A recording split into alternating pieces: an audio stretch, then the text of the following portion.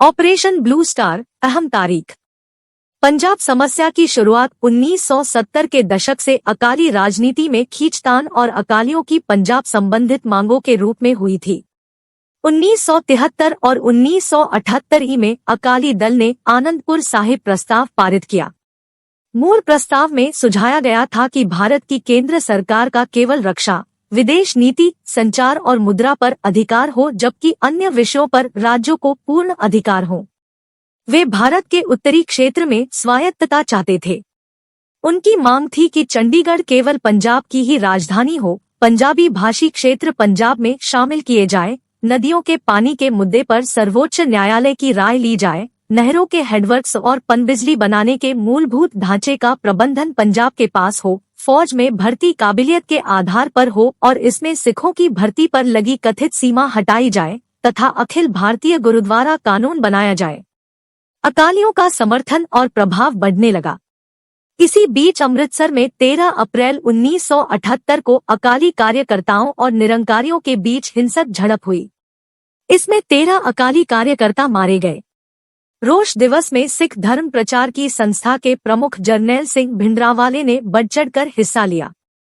अनेक पर्यवेक्षक इस घटना को पंजाब में चरमपंथ की शुरुआत के रूप में देखते हैं। भारत की तत्कालीन प्रधानमंत्री इंदिरा गांधी पर सिख समुदाय में अकाली दल के जनाधार को घटाने के लिए जरनैल सिंह भिंडरांवाले को परोक्ष रूप से प्रोत्साहन देने का आरोप लगाया जाता है। अकाली दल भारत की राजनीतिक मुख्यधारा में रहकर पंजाब और सिखों की मांगों की बात कर रहा था, लेकिन उसका रवैया ढुलमुल माना जाता था। जरनैल सिंह भिंडरांवाले ने इन पर कड़ा रुख अपनाया और केंद्र सरकार को दोषी ठहराना शुरू किया। वे विवादास्पद राजनीतिक मुद्दों और धर्म और उसकी मर्यादा पर नियमित तौर पर भाषण देने लगे।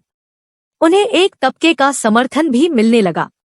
पंजाब में हिंसक घटनाएं बढ़ने लगी। सितंबर 1981 में हिंदी समाचार पंजाब केसरी अखबार समूह के संपादक लाला जगत नारायण की हत्या कर दी गई। जालंधर, तरन तारन, अमृतसर, फरीदकोट और गुरदासपुर में हुई हिंसक घटनाओं में कई जानें गई। भिंडरांवाले पर हिंसक गतिविधियों को बढ़ावा देने के आरोप लगे। पुलिस पर्याप्त सबूत नहीं होने की बात कहकर उनके खिलाफ कार्रवाई करने से बचती रही। सितंबर 1981 में भिंडरांवाले के मेहता चौक गुरुद्वारे के सामने गिरफ्तार होने पर वहां एकत्र भीड़ और पुलिस के बीच गोलीबारी हुई और 11 व्यक्तियों की मौत हो गई। पंजाब में हिंसा का दौर शुरू हो गया। कुछ ही दिन बाद सिख छात्र संघ के सदस्यों ने एयर इंडिया के विमान का अपहरण कर लिया। भिंडरांवाले को जनसमर्थन मिलता देख अकाली दल के नेता भी उनके समर्थन में बयान देने लगे। 1982 में भिंडरांवाले चौक मेहता गुरुद्वारा छोड़ पहले स्वर्ण मंदिर परिसर में गुरु नानक निवास और इसके कुछ महीने बाद सिखों की सर्वोच्च धार्मिक संस्था अकाल तख्त से अपने विचार व्यक्त करने लगे।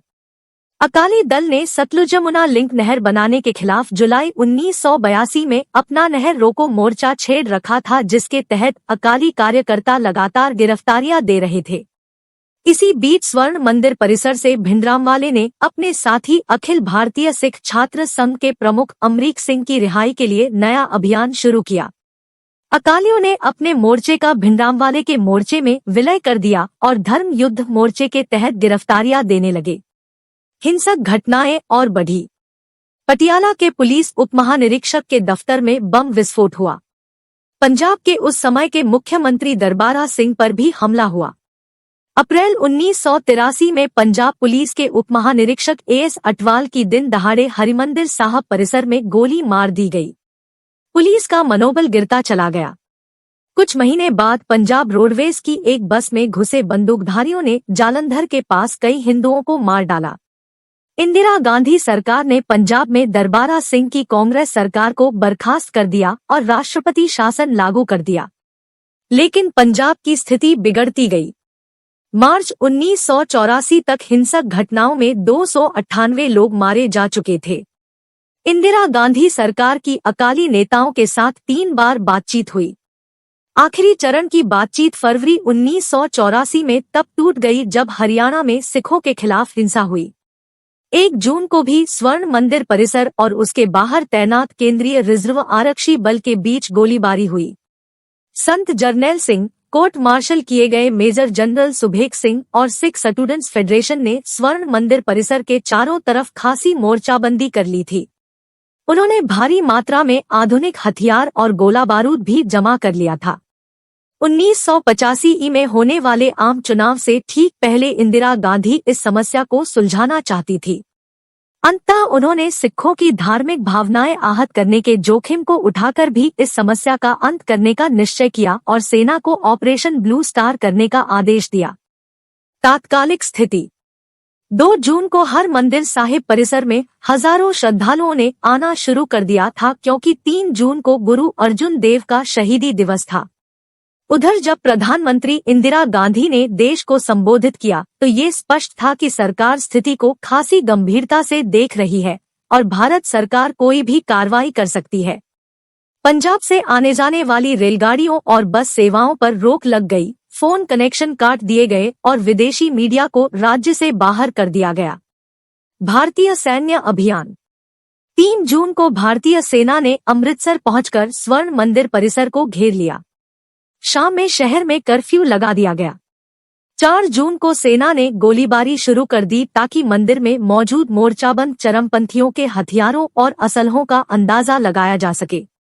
चरमपंथियों की ओर से इसका इतना तीखा जवाब मिला कि 5 जून को बख्तरबंद गाड़ियों और टैंकों को इस्तेमाल करने का निर्णय किया गया। 5 जून की रात को सेना और सिख लड़ाकों के बीच असली भिड़ंत शुरू हुई। क्षति भीषण खून-खराबा हुआ। अकाल तख्त पूरी तरह तबाह हो गया। अकाल तख्त धार्मिक दृष्टि से बहुत महत्वपूर्ण था, क्योंकि उसे मुगल तख्त से ऊंचा बनवाया गया था। स्वर्ण मंदिर पर भी गोलियां चली। कई सदियों में पहली बार वहां से 5, 6, 7 और 8 जून को नहीं हो पाया। ऐतिहासिक दृष्टि से महत्वपूर्ण सिख पुस्तकालय जल गया। भारत सरकार के श्वेतपत्र के अनुसार 83 सैनिक मारे गए और 249 घायल हुए। 493 चरमपंथी या आम नागरिक मारे गए, 86 घायल हुए और 1592 को गिरफ्तार किया गया। लेकिन ये आंकड़े विवादित माने जाते हैं। धार्मिक प्रभाव इस कार्रवाई से सिख समुदाय की भावनाओं को बहुत ठेस पहुंची। स्वर्ण मंदिर पर हमला करने को बहुत से सिखों ने अपने धर्म पर हमला करने के समान माना। कई प्रमुख सिखों ने या तो अपने पदों से इस्तीफा दे दिया या फिर सरकार द्वारा दिए गए सम्मान लौटा दिए। राजनीतिक प्रभाव मुख्य लेख इंदिरा गांधी की हत्या। भले ही ऑपरेशन ब्लू स्टार काफी हद तक सफल रहा, परंतु यह इंदिरा गांधी की सबसे बड़ी राजनीतिक हारों में से एक साबित हुआ। सिखों और कांग्रेस पार्टी के बीच दरार पैदा हो गई, जो उस समय और गहरा गई जब 2 सिख सुरक्षाकर्मियों ने कुछ ही महीने बाद 31 अक्टूबर को तत्कालीन प्रधानमंत्री इंदिरा गांधी की हत्या कर दी। इसके बाद भड़के सिख विरोधी दंगों से कांग्रेस और सिखों की बीच की खाई और बड़ी हो गई। ऑपरेशन ब्लू स्टार के कारण आहत सिखों की धार्मिक भावनाओं का दुष्परिणाम 31 अक्टूबर 1984 को इंदिरा गांधी की नृशंस हत्या के रूप में सामने आया। उनके ही 2 सिख सुरक्षा प्रहरियों ने उन्हें गोलियों से छलनी कर दिया। इंदिरा गांधी की मौके पर ही मृत्यु हो गई थी, लेकिन अपराह्न 3 बजे के आसपास उनकी मृत्यु की सूचना प्रसारित की गई। ऑपरेशन ब्लू स्टार अहम तारीख 1973 आनंदपुर साहिब प्रस्ताव पारित। प्रस्ताव में केंद्र को विदेश मामलों, मुद्रा, रक्षा और संचार सहित केवल 5 दायित्व अपने पास रखते हुए बाकी के अधिकार राज्य को देने और पंजाब को एक स्वायत्त राज्य के रूप में स्वीकारने संबंधी बातें कही गई थी। 1977 जरनैल सिंह भिंडरावाले सिखों की धार्मिक प्रचार की प्रमुख शाखा दमदमी टकसाल के प्रमुख चुने गए और अमृत प्रचार अभियान की शुरुआत की। 1978 अखंड कीर्तनी जत्थे दमदमी टकसाल और निरंकारी सिखों के बीच अमृतसर में संघर्ष, 13 सिखों की मौत। अकाल तख्त साहिब ने सिखों के संत निरंकारी पंथ के खिलाफ हुक्मनामा जारी किया। लुधियाना में 18वीं अखिल भारतीय अकाली सम्मेलन का आयोजन, जिसमें अनंतपुर साहिब प्रस्ताव पर एक लचीला रुख अपनाते हुए दूसरा प्रस्ताव पारित किया गया। 1979 अकाली दल का 2 धड़ों में विभाजन। पहले धड़े का नेतृत्व हरचंद सिंह लोंगवाल और प्रकाश सिंह बादल संभालते हैं, जबकि दूसरे धड़े का नेतृत्व जगदेव सिंह तलवंडी और तत्कालीन एसजीपीसी अध्यक्ष गुरचरण सिंह टोड़ा। 1980 निरंकारी पंथ के प्रमुख गुरबचन सिंह पर छठा जानलेवा हमला। उस समय वे दिल्ली स्थित अपने मुख्यालय आ रहे थे। इस हमले में उनकी मौत हो गई थी। 1981 नए स्वायत्त खालिस्तान का झंडा पंजाब स्थित आनंदपुर साहिब पर फहराया गया। हिंद समाचार समूह के प्रमुख जगत नारायण की हत्या मामले में जरनैल सिंह भिंडरावाले ने आत्मसमर्पण किया। उन्हें हिरासत में लेकर जेल भेज दिया गया। भिंडरावाले अपने मकसद के लिए हिंसा का रास्ता अपनाने को सही मानते थे। इसी महीने दल खालसा के गजिंदर सिंह और सतनाम सिंह पौंटा सहित 5 सदस्य श्रीनगर से दिल्ली आ रहे इंडियन एयरलाइंस के विमान को हाईजैक कर लाहौर ले गए। अपहर्ताओं ने नकद रकम और भिंडरावाले को जेल से रिहा करने की मांग रखी। जरनैल सिंह भिंडरावाले जेल से रिहा कर दिए गए। इसी महीने शिरोमणि अकाली दल और दिल्ली की केंद्र सरकार के बीच पहले दौर की बातचीत हुई, जिसमें शिरोमणि अकाली दल ने लचीला रुख अपनाकर अपनी मांगों को 45 से घटाकर 15 कर दिया। इनमें एक अहम थी भिंडरावाले की बिना शर्त रिहाई। 1982 शिरोमणि अकाली दल और केंद्र सरकार के बीच तीसरे दौर की बातचीत। इस बातचीत को अकाली दल ने विफल बताया था। शिरोमणि अकाली दल अपने विरोध को आगे बढ़ाते हुए यमुना सतलुज परियोजना का जोरदार विरोध करने का फैसला किया और नहर रोको मोर्चा खोल दिया। भिंडरावाले अमृतसर स्थित स्वर्ण मंदिर परिसर में गुरु नानक निवास के कमरा नंबर 47 में आ जाते हैं। अकाली दल ने धर्म युद्ध मोर्चा की घोषणा की। दिल्ली से श्रीनगर जा रहे 126 यात्रियों वाले इंडियन एयरलाइंस के विमान को हाईजैक कर लाहौर में उतारने की कोशिश की गई, लेकिन लाहौर से इसकी इजाजत नहीं मिली। इसके बाद विमान को अमृतसर में उतारा गया। अपहर्ता को अमृतसर में गिरफ्तार कर लिया गया। इसी महीने इंडियन एयरलाइंस के एक और विमान को जोधपुर के रास्ते मुंबई से दिल्ली आते वक्त हाईजैक कर लिया गया। इस विमान को भी लाहौर में उतरने की अनुमति नहीं मिली। इसके बाद अपहर्ता ने विमान को अमृतसर में उतारा। अमृतसर हवाई अड्डे पर कमांडो कार्रवाई में सिख अपहर्ता मुसीबत सिंह की मौत। दिल्ली में 9वें एशियाई खेलों के आयोजन के दौरान अकाली दल ने विरोध की अपील की। कई सिख राजधानी में दाखिल होने की कोशिश करते पकड़े गए। कुछ को प्रताड़ित किया गया। सिखों के उत्पीड़न के मामले मुख्य रूप से हरियाणा से सामने आए।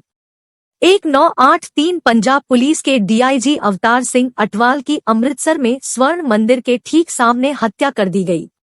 अकाली दल ने रेल रोको और काम रोको मोर्चा खोला। इससे आम जनजीवन और रेल यातायात बुरी तरह प्रभावित हुआ।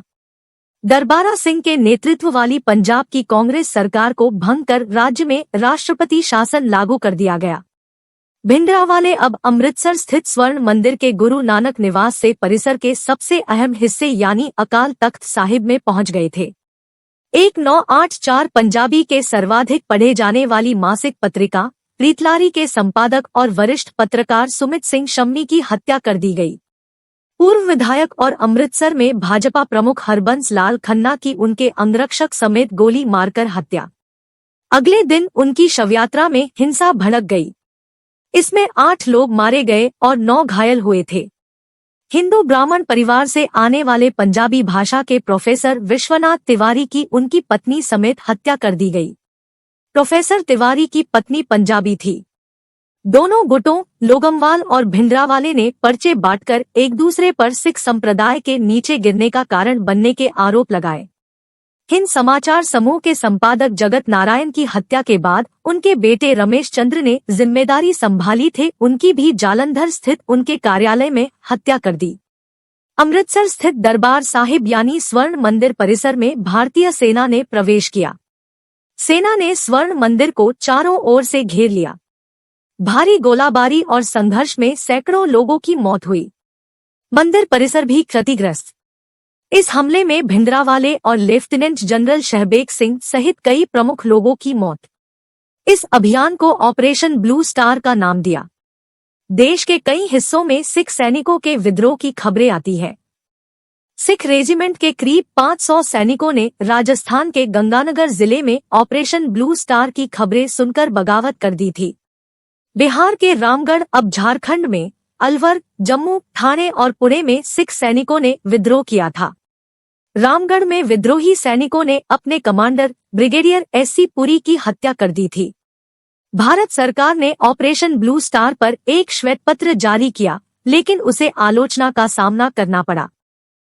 ऑपरेशन ब्लू स्टार के 4 महीने बाद ही इंदिरा गांधी की हत्या कर दी गई थी। तत्कालीन प्रधानमंत्री इंदिरा गांधी के 2 सिख अंगरक्षकों सतवंत सिंह और बेअंत सिंह ने उनकी गोली मारकर हत्या कर दी। इंदिरा गांधी की हत्या के तुरंत बाद देश के कई हिस्सों में सिख विरोधी दंगे भड़के उठे। इन दंगों में हजारों लोगों की जान गई। 1985 एयर इंडिया की उड़ान संख्या 182 का विमान आयरलैंड के पास नष्ट हो गया। इस हादसे में 329 लोगों की मौत हो गई। तत्कालीन प्रधानमंत्री राजीव गांधी और हरचंद सिंह लोंगवाल ने एक समझौते पर हस्ताक्षर किए। इसके बाद चंडीगढ़ पंजाब को मिला। एक गुरुद्वारे में भाषण देते वक्त हरचंद सिंह पर हमला कर उनकी हत्या कर दी गई। अकाली दल को पंजाब में चुनाव में भारी जीत मिली। सुरजीत सिंह बरनाला राज्य के मुख्यमंत्री बने। 1986 स्वर्ण मंदिर यानी दरबार साहिब का नियंत्रण एक बार फिर से शिरोमणि गुरुद्वारा प्रबंधन कमेटी को सौंप दिया गया।